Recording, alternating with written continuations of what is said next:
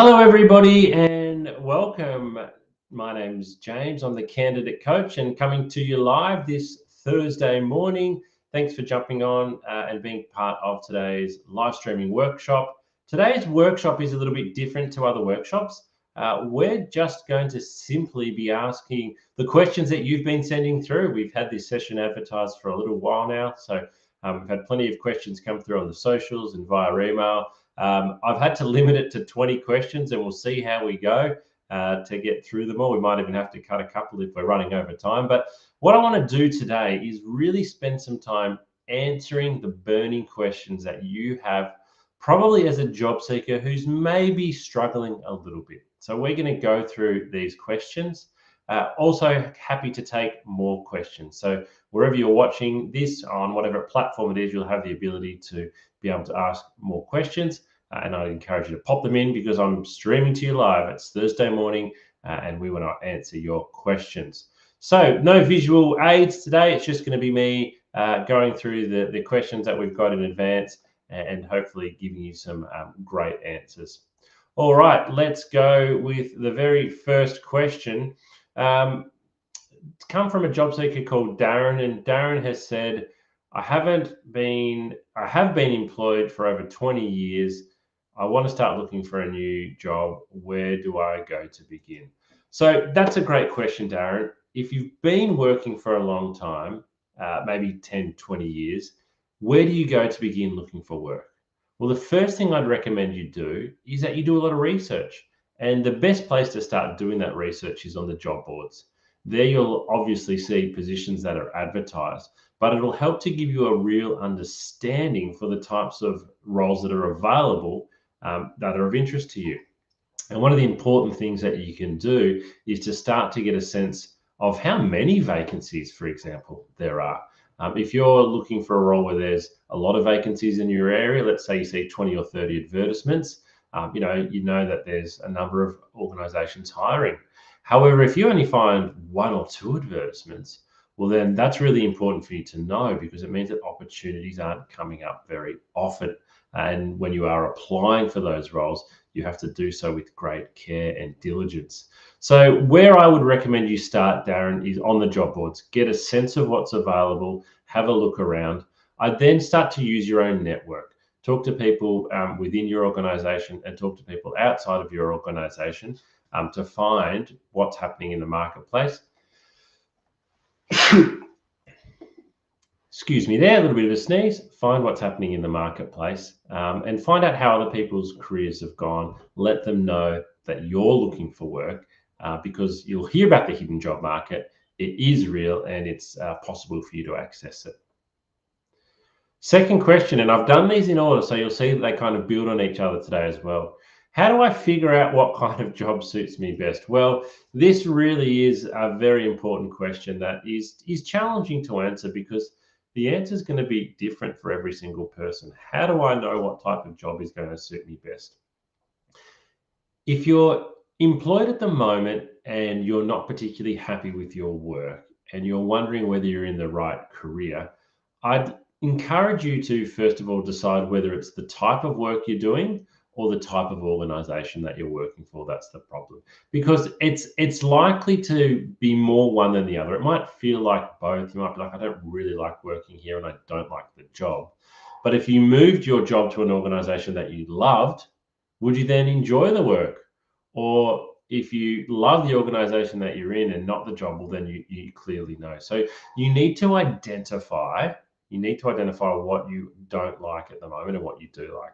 I'd also encourage you to have a look on our candidate coaching platform. We have a career change course. It's 3 episodes. You can do it at your own pace, and it takes you on a journey, particularly if you're considering changing careers, and you can come out with some tangible responses. So I hope that helps. All right, let's have a look at the third question.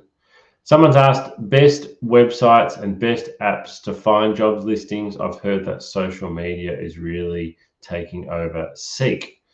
I would still be starting with the major job boards. I think Seek, Indeed, you've got LinkedIn, depending on the level of work that you're looking for, they're really important. I still think many of the local news publications, particularly if you're in a rural or regional area. I live in Warrnambool. There's still plenty of jobs that are advertised in the Saturday paper. I'd be going to those.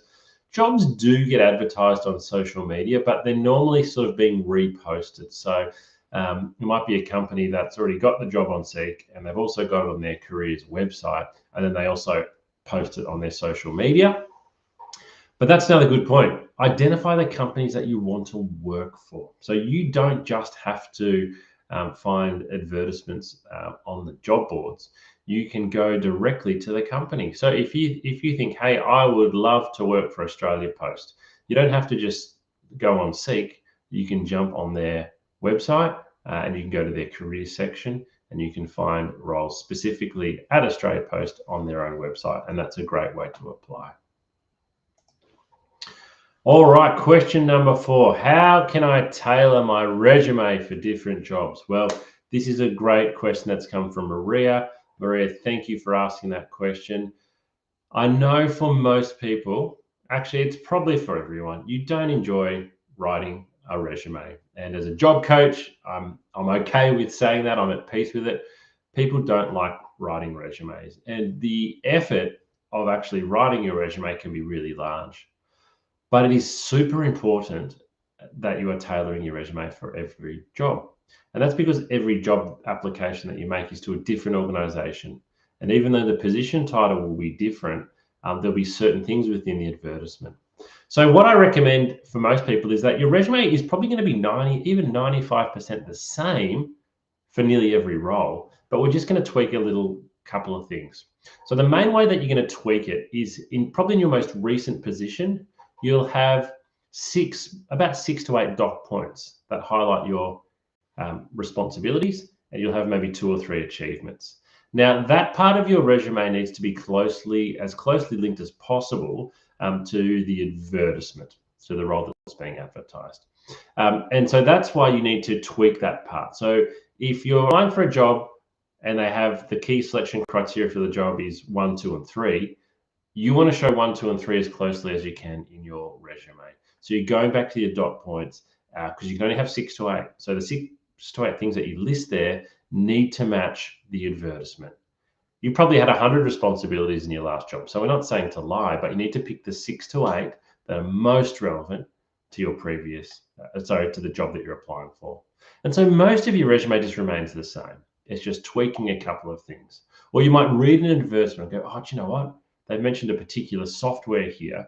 I haven't got that listed on my resume. I need to get it listed on my resume, and I need to make it easy to find. Question 5 on the back of resumes, do I still need to write a cover letter for every job application? Yes. Unless the advertisement says don't write a cover letter, you need to write a cover letter. Some recruiters read the cover letter before they even open the resume.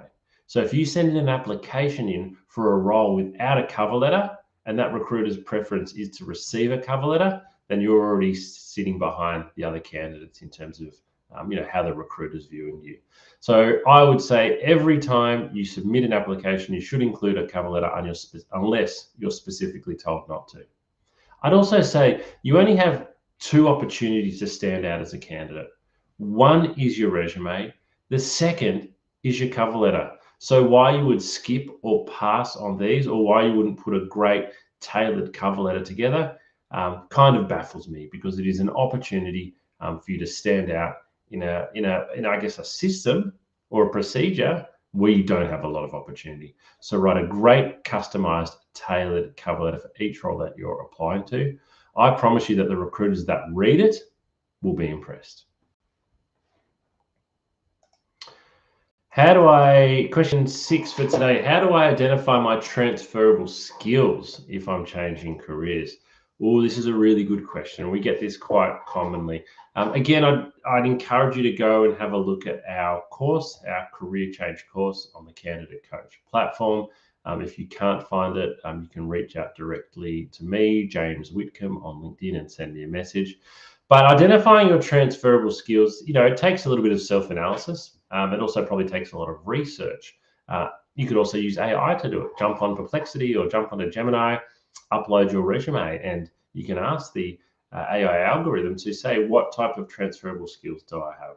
Or what are my most transferable skills towards another role? But also just have a look through what other roles do.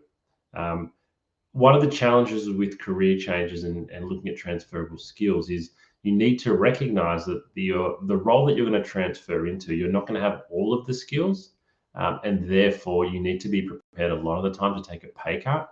And that's just something that doesn't sit well with a lot of job seekers. They want to be able to transfer their skills to a new role. They might only meet 60% of the criteria straight away, but they also want to retain the same level of salary.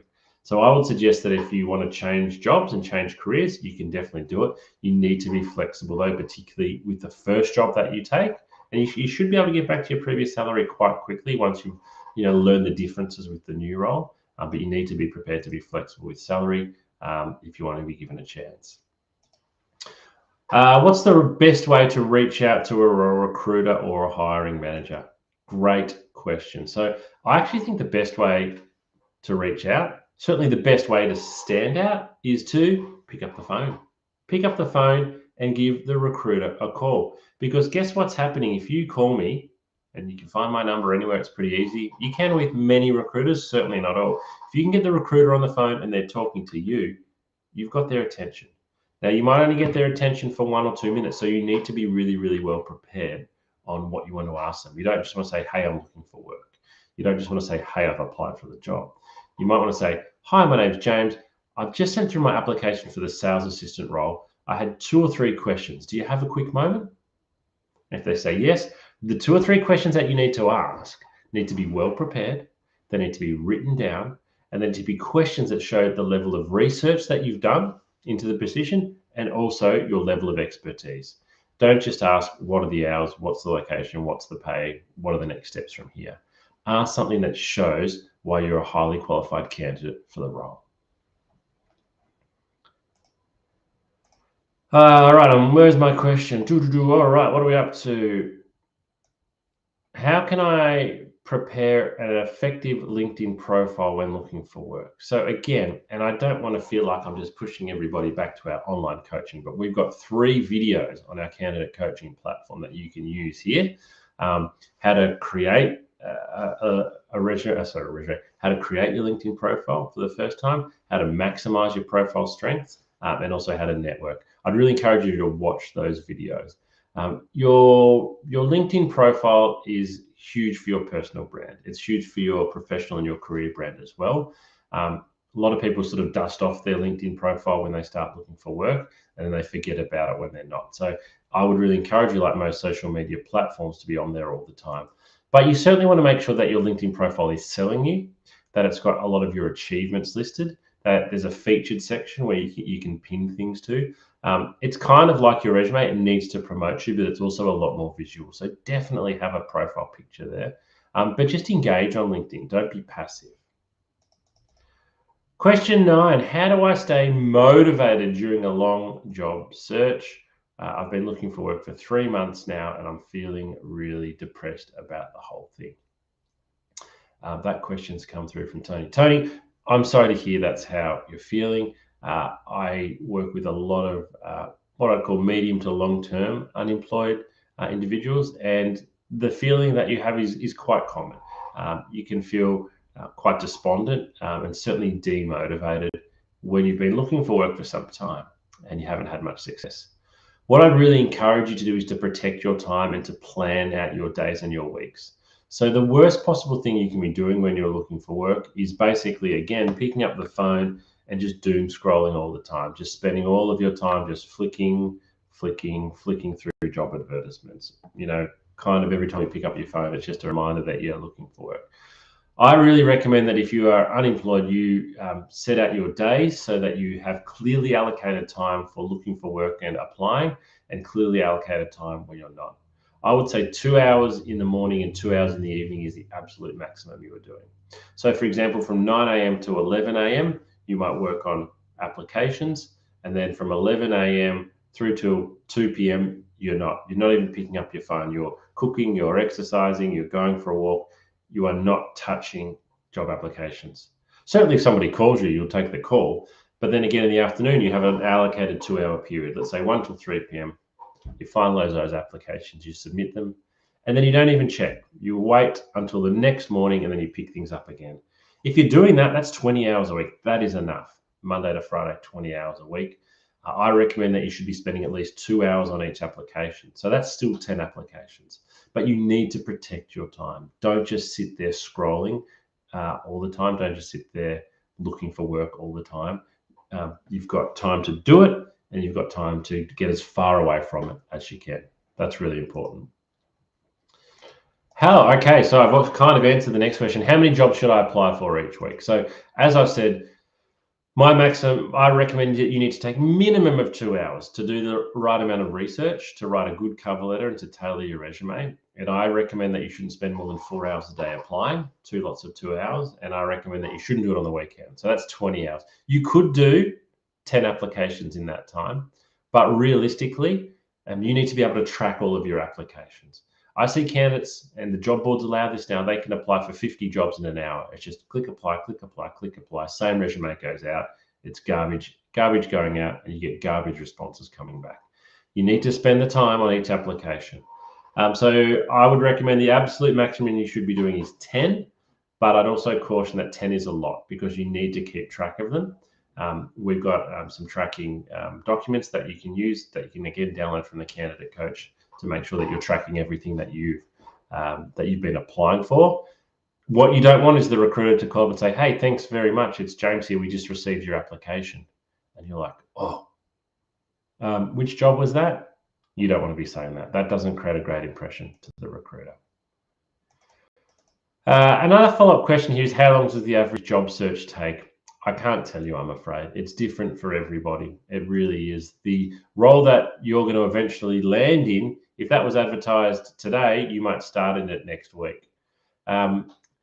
Probably what I find is that I'll use the word older job seekers, so let's say 50 plus, who have had a really successful career, are often surprised how long it takes them to find their next job. And therefore, at the beginning of that process, they might take 3 months off. Let's say you've been offered a redundancy. You've got a 3-month redundancy. Fantastic. Take the 3-month redundancy. Enjoy 3 months. But you need to be aware of the fact that it's probably going to take you longer than you think to find your next job. So maybe instead of waiting until the very last day of the 3 months before applying, maybe a month or two earlier, you might just 1 day a week apply for a job. Just to get things moving. It's going to be different for everyone. There is no answer. Unemployment has gone up to 4.5% in Australia. It's the highest it's been for 4 years. So we are receiving more applications. There is more competition now than there has been over the last couple of years. What should I do if I don't hear back after applying? Oh, great question, because, hey, this happens the majority of the time. You'll get an email that says, "Thank you for applying," and that's probably it. I would certainly encourage you to follow up. If there's a closing date, 1 week after the closing date or 1 week after your application. Following up is hard. You need to get on the phone to do it, basically. I would encourage you to do so. But again, it needs to be a well-planned call. You just can't call up and say, "Hey, I want to hear about my application." I would call up and say, "Hey, I've applied and I've got some follow-up questions."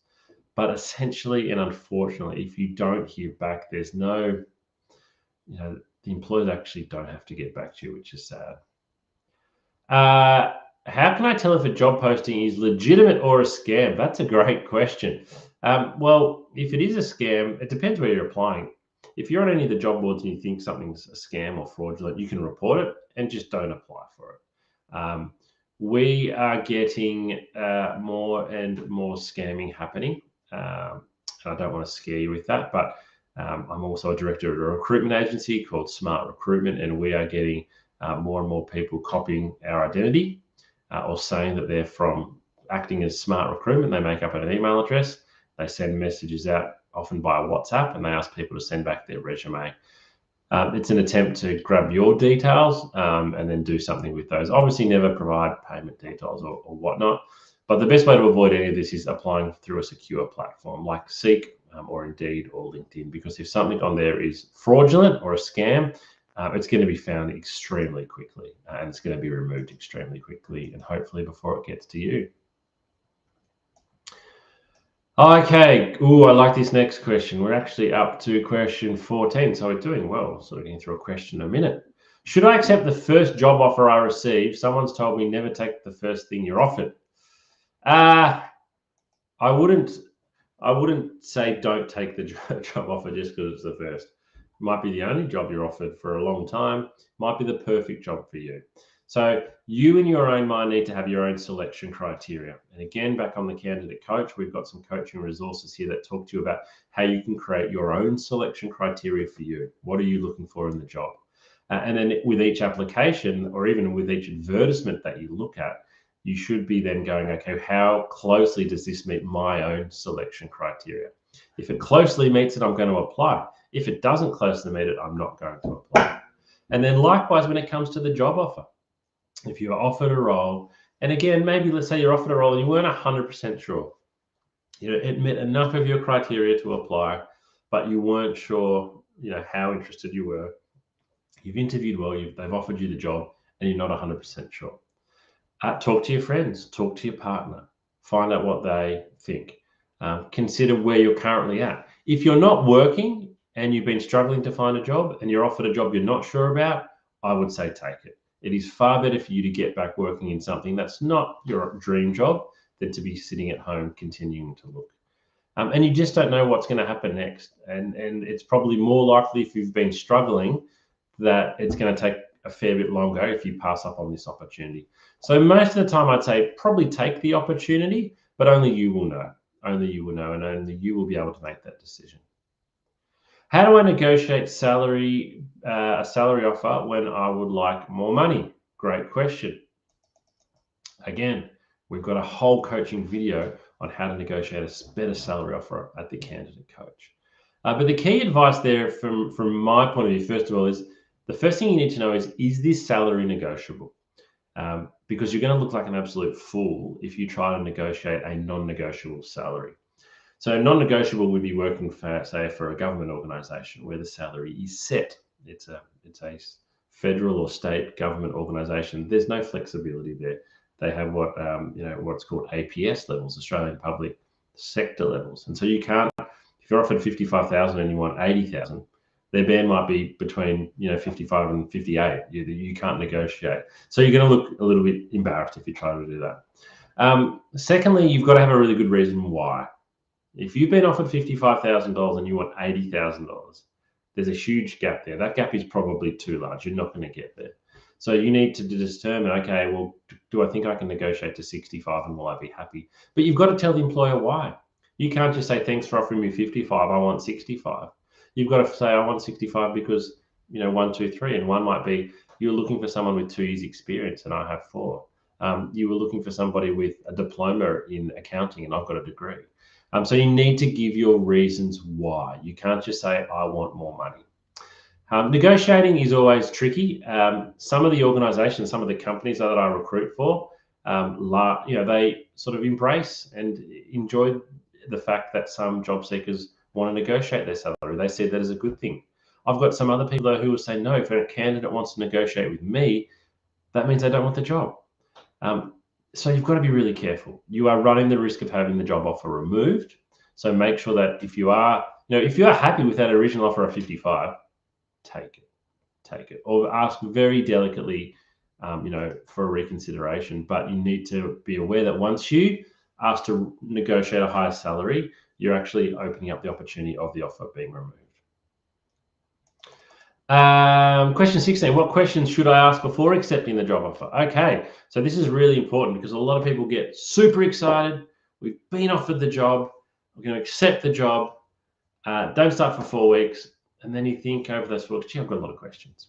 So some of the things you need to ask before accepting it are basically the questions that are important to you that haven't perhaps been asked during the process and during the interview process. And again, you need to ask so in the right manner. So you need to say, I'm so excited to be offered this job. I really appreciate your time. I do have a couple of quick questions.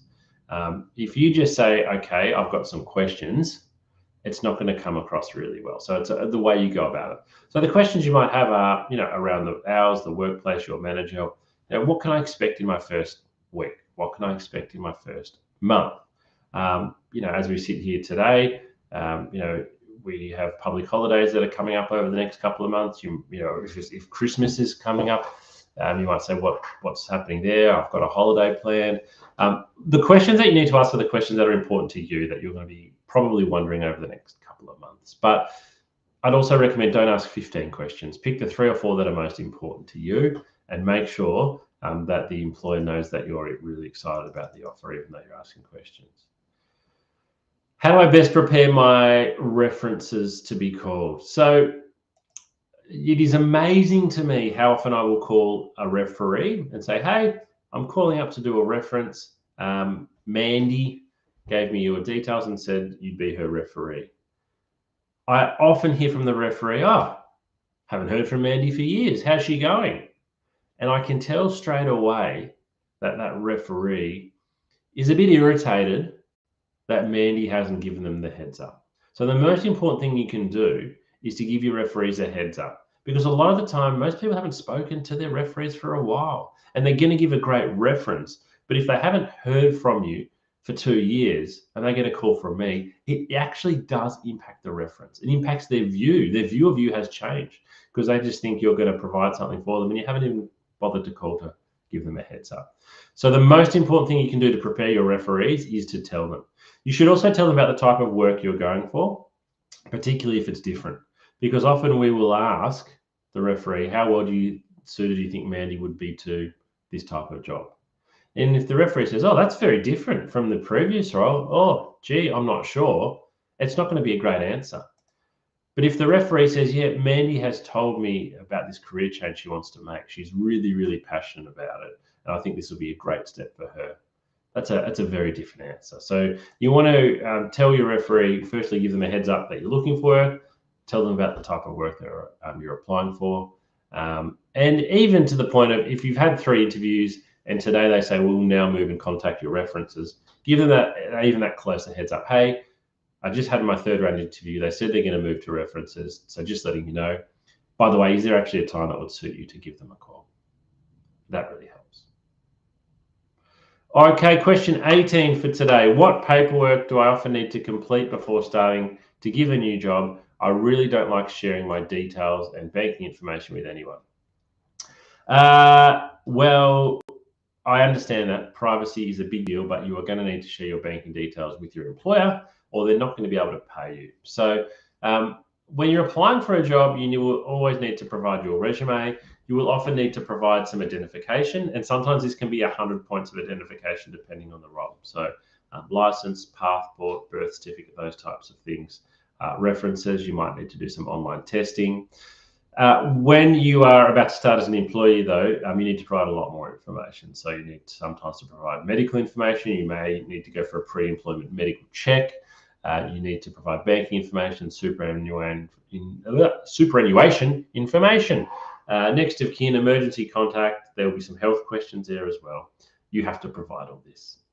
Your employer is obligated to keep it as secure as possible and not to share that information, but you will need to share it. I've been receiving a lot of rejections. How do I handle these rejections and keep improving? Because most of them don't give me any feedback. I'm sorry to hear that's the case for you, whoever sent that question or statement through. Wherever you can get feedback is great. Feedback is absolutely gold. So for every rejection that you get, even if it's via email, I would ask the question, is there any area where you think I can improve for next time? And the key phrase here is for next time. And I would hope that at least for the job interviews that you're going for, you're receiving feedback. And if you're not, then I would be saying, I really enjoyed meeting with you. So it's positive. I really enjoyed meeting with you. Disappointed I didn't get the job, but where do you think I could improve for next time? And what you're doing by saying for next time is you're not saying, why didn't I get the job? Or what did I do wrong? You're actually changing the atmosphere. You're changing the environment, and you're making it easy for the recruiter to be honest with you. If you say, okay, well, why didn't I get the job? The recruiter is going to find you to be quite combative, quite confrontational. It's going to be an awkward conversation. They're probably going to be a bit dismissive and say something like other people were stronger. Whereas if you can say, look, thanks for letting me know, I really appreciate it. Where do you think I could improve for next time? I've been looking for work for 2 months now, had a couple of interviews, but if you could give me some honest feedback on where I could improve, that would be great. And then whatever the recruiter says, you just say, thank you for sharing that with me. You don't debate them, you don't argue them, you just say, thank you.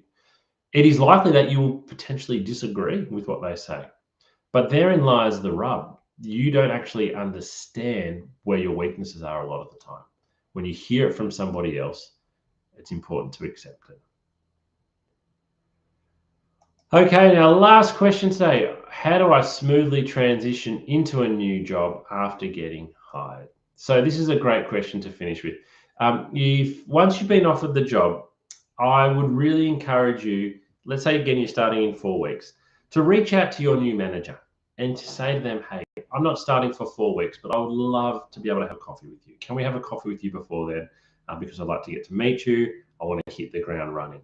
So reaching out and speaking to your manager in advance is absolutely fantastic. If you've got other contacts at that organization, friends or associates that work there, I'd recommend doing the same as well. That's going to really help you straight away. That's what I'd recommend you do beforehand. I would also recommend that you treat the first 30 days like it's a trial, because first impressions really matter. Now, let's imagine you get there 30 minutes early every day of your first month. Your reputation, everyone is going to remember that. Afterwards, you can maybe start arriving on time, but how you start a job is always remembered, and how you finish a job is always remembered. So I would work as hard as you possibly can, as long as you possibly can, do whatever you can to impress everybody in those first 30 days. Well, thanks very much for joining me today. Thank you to everybody who sent those questions through. Just a reminder that you can access so much support material. Many of the questions that you've asked today, we have answers to on your candidate coaching platform. If you don't know where to find them, reach out to me probably on LinkedIn or send me an email, james@candidatecoach.com.au. Enjoy the rest of your Thursday, and we'll see you next week for our next webinar.